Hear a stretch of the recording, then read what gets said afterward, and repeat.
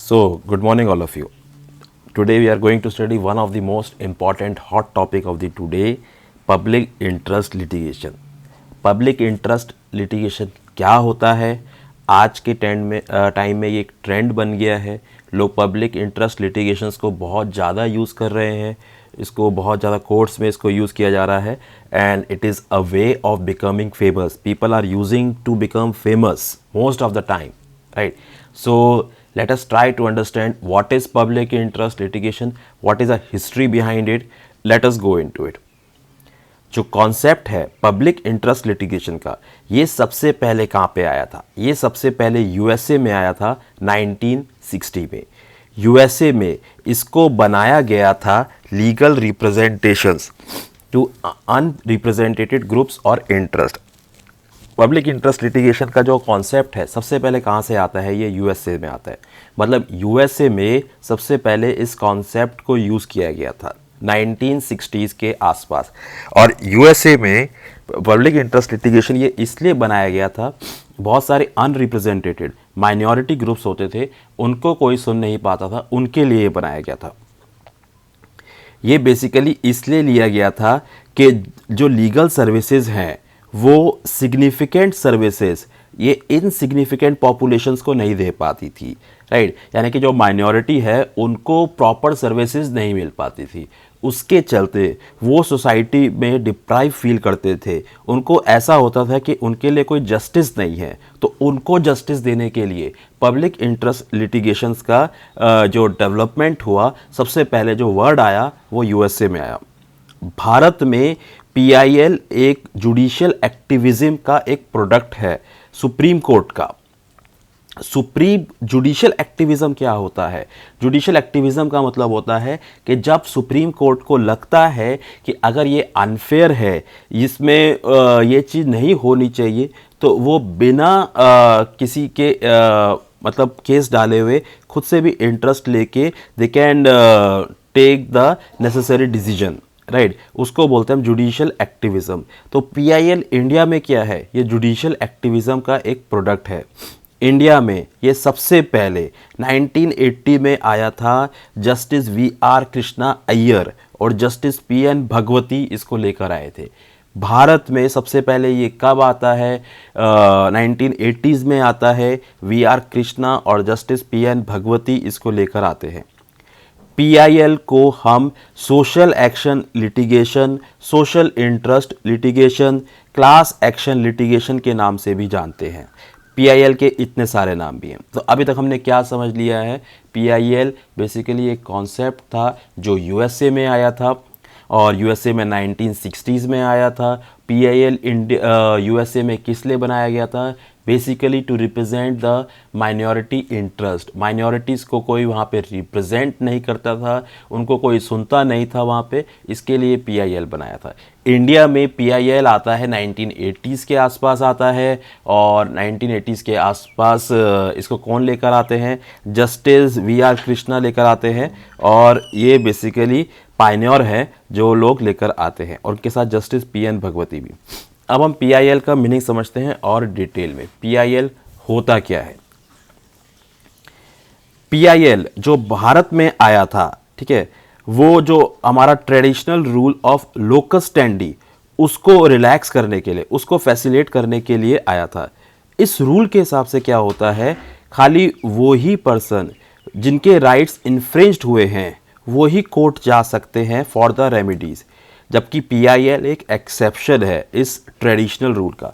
Locus standi rule क्या होता है? लोकस स्टैंडी रूल का मतलब होता है वही लोग कोर्ट में जाएंगे जिनको उस ओपिनियन से या जिसको इम्पैक्ट पड़ रहा है, जिनके राइट्स इन्फ्रिंज्ड हो रहे हैं, जिनके राइट्स हर्ट हो रहे हैं, वही लोग कोर्ट जाएंगे. अदर देन दोज वो और कोई नहीं जा सकता है. लेकिन PIL is exception to this locus standi. Locus standi means कि अगर ज़रूरी नहीं है जिसके राइट्स इन्फर्ज हुए हैं वही जाएंगे. Other than those people can also go to the court.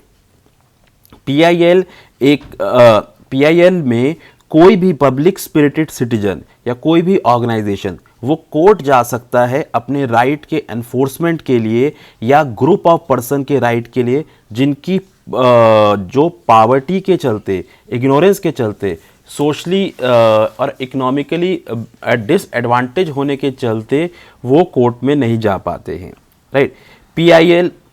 PIL में कोई भी मेंबर ऑफ पब्लिक जिसके पास सफिशिएंट इंटरेस्ट है वो कोर्ट जा सकता है राइट्स को एनफोर्स करने के लिए, अपने हो या दूसरे लोगों के लिए, किसी एक पर्सन के या ग्रुप के।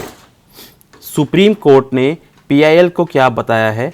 पीआईएल एक लीगल एक्शन है जो हम कोर्ट ऑफ लॉ में एनफोर्स कर सकते हैं पब्लिक इंटरेस्ट के एनफोर्समेंट के लिए या जनरल इंटरेस्ट के लिए, जिसमें पब्लिक या क्लास ऑफ द कम्युनिटी को एक इंटरेस्ट होगा और कुछ इंटरेस्ट जहां से उनके लीगल राइट्स और लायबिलिटीज इफेक्टेड है, राइट।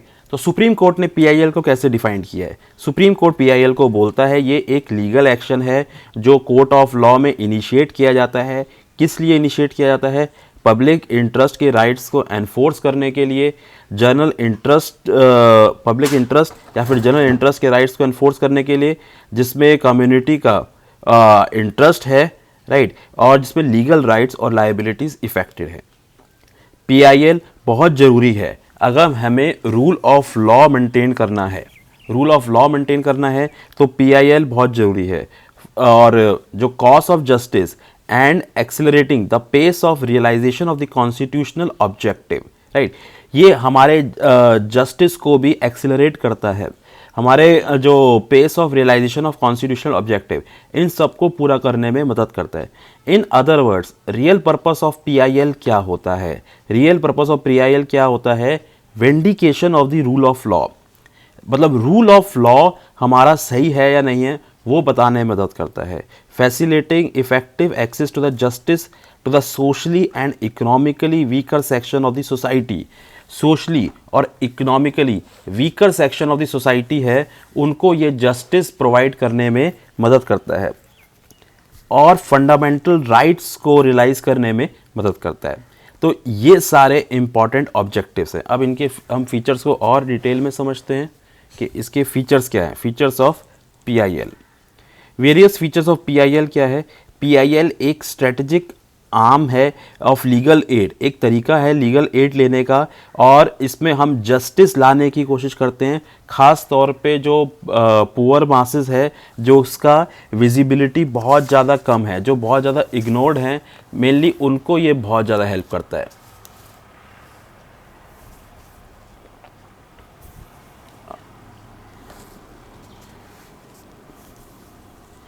पीआईएल एक अलग काइंड ऑफ लिटिगेशन है from the ordinary traditional litigation, which is essentially as an adversary character, where there is a dispute between the two litigating parties, one making claim seeking the relief against the other and the other opposing such claim or resisting such relief.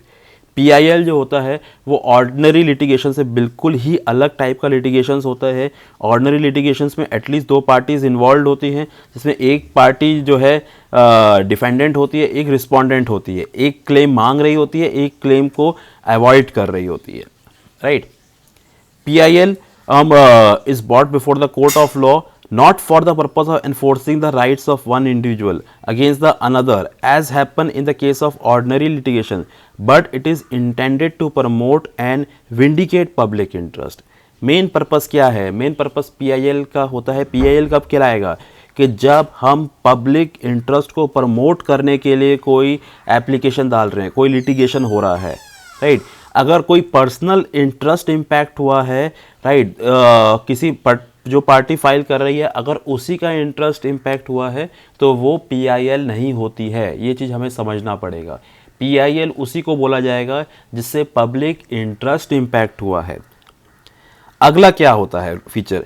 PIL demand that violation of constitutional and legal rights of large number of people who are poor, ignorant, socially or economically disadvantaged position should not go unnoticed and unaddressed, right. PIL का main purpose क्या होता है? बार बार इसी चीज़ को repeat करा जा रहा है कि जो भी हमारे गरीब लोग हैं, ठीक है, जिनको इसके बारे में नॉलेज नहीं है, सोशली बैकवर्ड लोग हैं, उनको at least PIL is a big relief. PIL is essentially a cooperative effort on the part of the petitioner, the state or public authorities and the court to secure observance of the constitutional or legal right, benefit and privileges conferred upon the vulnerable sections of the society and to reach social justice. फिर से वही बात को repeat हो रहा है कि PIL basically purpose क्या है कि आपको पुअर सेक्शंस को और जो वनरेबल सेक्शन है उसको आपको रिलीफ देना है.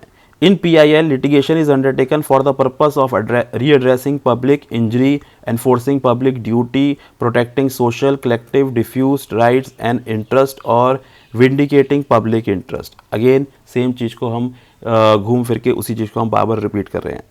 In PIL, the role held by the court is more assertive than in traditional action. It is creative rather than passive, and it assumes a positive attitude in determining the acts, right. इसमें court का role ज़्यादा aggressive हो जाता है traditional actions के against में, right. PIL में court enjoys a degree of flexibility unknown to the trial of traditional private law litigation. Whatever the procedure adopted by the court, it must be the procedure known to the judicial tenet and characteristics of judicial proceedings.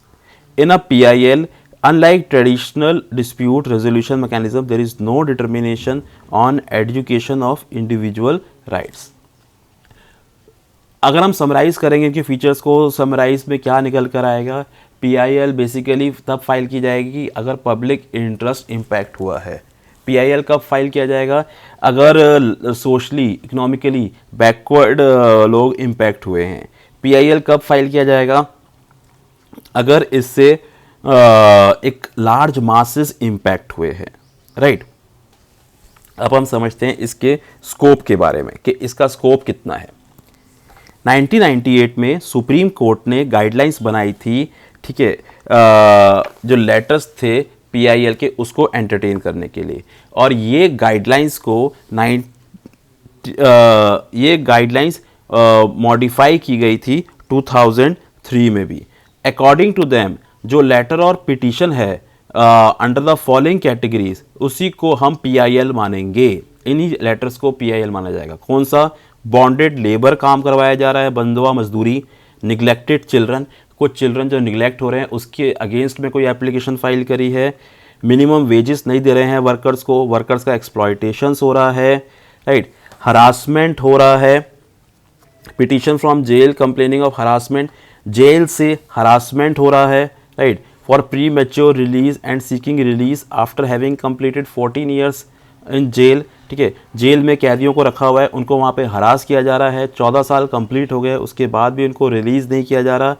और petition against the police for refusing a register a case, police अगर किसी case को register नहीं कर रही है. Petition against the atrocities on women, in particular harassment of bride burning, rape, murder, kidnapping etcetera. Women's पे अत्याचार हो रहे हैं, किसी वुमेन पे अत्याचार हुए हैं, ठीक है ना. Whether it is related to this जो दहेज प्रथा है उसके चलते जो वुमेन पे अत्याचार हो रहे हैं, ठीक है. पिटीशंस कंप्लेनिंग ऑफ हरासमेंट और torture of villages, right. Villagers का टॉर्चर हो रहा है, ठीक है. शेड्यूल कास्ट, शेड्यूल ट्राइब्स का टॉर्चर हो रहा है. इन्वायरमेंट पॉल्यूशन बढ़ गया है और ecological balance, drugs, adulteration of food हो रहा है, ठीक है. मेंटेनेंस ऑफ हेरिटेज, ठीक है, हेरिटेज को ठीक से मेंटेन नहीं किया जा रहा है. और petitions from the right victim, right से जो इम्पैक्ट हुए हैं, कुछ दंगों से अगर जो विक्टिम इम्पैक्ट हुए हैं वो पिटिशन डाल सकते हैं. और फैमिली पेंशन. तो the cases under the following categories, अब ये जो केसेस हैं वो उन केसेस को एंटरटेन नहीं किया जाएगा PIL में. मकान मालिक और किराएदार का कोई झगड़ा है, ठीक है. कोई भी झगड़ा पेंशन या ग्रेचुटी से लेके है, डिस्प्यूट है, और सेंटर और स्टेट गवर्नमेंट को हम कंप्लेंट डाल रहे हैं, ठीक है. Except those relating to the item 1 and 10, इनको छोड़कर. और admission to medical and other education institution, हमें मेडिकल या दूसरे एजुकेशन इंस्टीट्यूशन में कोई एडमिशन चाहिए तो उसके लिए PIL नहीं हो सकती है. और petition for early hearing of cases, early hearing of cases के लिए पिटीशन नहीं हो सकती है. तो बेसिकली हमें सुप्रीम कोर्ट ने बता दिया है कि आप किन किन केसेस में पीआईएल डाल सकते हो। मेजर केसेस को अगर हम समराइज़ करें तो मेजर केसेस कौन से हैं जिन पे हम पीआईएल डाल सकते हैं? अगर हम किसी से बंधुआ मजदूरी कराते हैं, अगर हम किसी से कैजुअल वर्किंग कराते हैं और उसको हम पैसा नहीं दे रहे हैं, अगर हम को ये दिखता है कि हमारे सोसाइटी के आसपास किसी वुमेन को बर्न कर दिया जा रहा है फॉर द पर्पस ऑफ दहेज प्रथा, ठीक है, उसके लिए हम पीआईएल डाल सकते हैं। हमारे हेरिटेज को मेंटेन नहीं किया जा रहा है, दे आर बीइंग डिस्ट्रॉयड, उसके लिए हम पीआईएल डाल सकते हैं। एनवायरनमेंट पॉल्यूशन हो रहा है, इकोलॉजिकल बैलेंस डिस्टर्ब हो रहा है, उसके अगेंस्ट में पीआईएल डाल सकते हैं, राइट। और किसी विलेजर्स में SC ST के अगेंस्ट में, ठीक है, अत्याचार हो रहा है, दे आर बीइंग टॉर्चर्ड, उसके अगेंस्ट में हम पीआईएल डाल सकते हैं, राइट। तो ये सब रीजंस हैं। किसी राइट विक्टिम से, कोई दंगे से पीड़ित अगर कुछ लोग हैं वो लोग पीआईएल डाल सकते हैं। और फैमिली पेंशन से रिलेटेड कोई मैटर है उसमें पीआईएल डाल सकते हैं। और पुलिस अगर कोई केस रजिस्टर नहीं कर रही है उसमें पीआईएल डाल सकते हैं। और अगर किसी जेल में किसी कैदी को रखा हुआ है, उसको रिलीज़ नहीं किया जा रहा है, तो उस मैटर के अगेंस्ट में पीआईएल डाल सकते हैं। कुछ मैटर्स भी कोर्ट ने प्रिस्क्राइब करे हैं जिसके अगेंस्ट में हम पीआईएल नहीं डाल सकते। तो लैंडलॉर्ड या टेनेंट के जो केसेस होते हैं उसमें पीआईएल नहीं डाल सकते। ग्रेच्युटी से रिलेटेड अगर कोई केस है उसमें पीआईएल नहीं डाल सकते। और हमारी हियरिंग जल्दी हो उसके लिए हम पीआईएल नहीं डाल सकते। तो ये कुछ केसेस हैं जहाँ पे हम पीआईएल नहीं डाल सकते। तो इसको अगर हम समराइज़ करें, पीआईएल को जितना अभी तक हमने पढ़ा है, पब्लिक इंटरेस्ट लिटिगेशन, इसका नाम ही है पब्लिक इंटरेस्ट लिटिगेशन।